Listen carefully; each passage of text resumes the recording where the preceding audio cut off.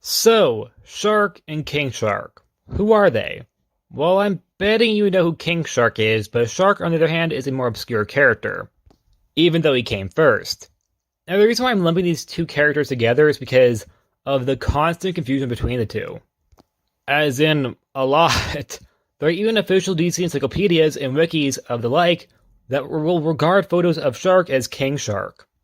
That's because the characters, for a moment, looked identical, even if that's not how they started or how they stayed.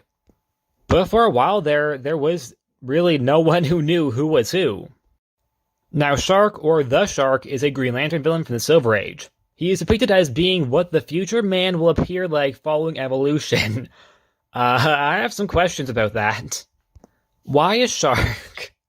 That's the best explanation to why he looks like a shark, I guess. He's also telepathic for reasons. Likely because Green Lantern was very overpowered at this time, so he had to have something that wasn't just him looking like a shark. He will first appear in Green Lantern issue 24 from 1963. His name is Karshon.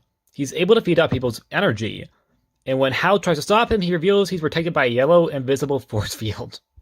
Yeah, Shark is very Silver Agey. His design was also very alien-looking, and while his character would be written to be a little more serious as time went on, the character had a lot of weak parts of him, so he never really took off. Now, I will admit, I actually really like the Shark for the fact he is very, very Silver Agey, and in my opinion, I think they should just embrace that. You gotta have some funny villains, some kooky characters.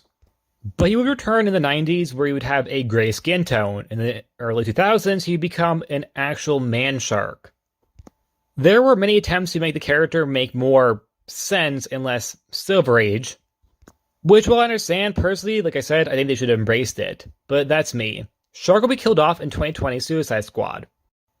Meanwhile, King Shark will be introduced in Superboy issue 9 from 1994. So 31 years later, he would be pitted against Superboy, along with having some connections to a shark god, as the character would quickly build some sort of foundation. He would be introduced to the Suicide Squad, addition to Aquaman lore.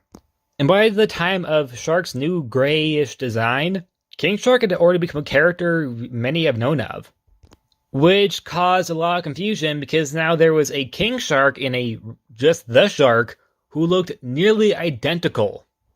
So when the New 52 happened, they would change King Shark into a hammerhead to make him look different.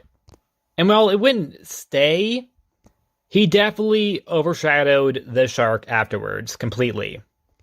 Especially now that he's dead. King Shark would end up being in live action more than once, The Flash and the Suicide Squad, as well as multiple animated series, Young Justice, Harley Quinn, and DC Superhero Girls. So, in conclusion, Shark and King Shark both exist. King Shark is really cool. The Shark is pretty silly, but I still like him. Maybe not for the right reasons. I like the Shark because he is just so over the top and extra. He is a future man who evolved into a shark who is telepathic and has an invisible yellow force field. What's not to love? That is just so freaking extra, and I freaking love it. I know some characters are more intended to be taken more serious. Personally, I think the Shark is not one of those characters. I know they tried it, but I don't think they should do it, because I think he is at his best a silly individual who is just so extra. But it's not like he's not a serious threat, as he is one, but he doesn't have to be a dark and gritty type character. Maybe a more goofy, goofball type character. But anyways, that's it. Like always, please like, subscribe, and I'll see you guys next time. Bye!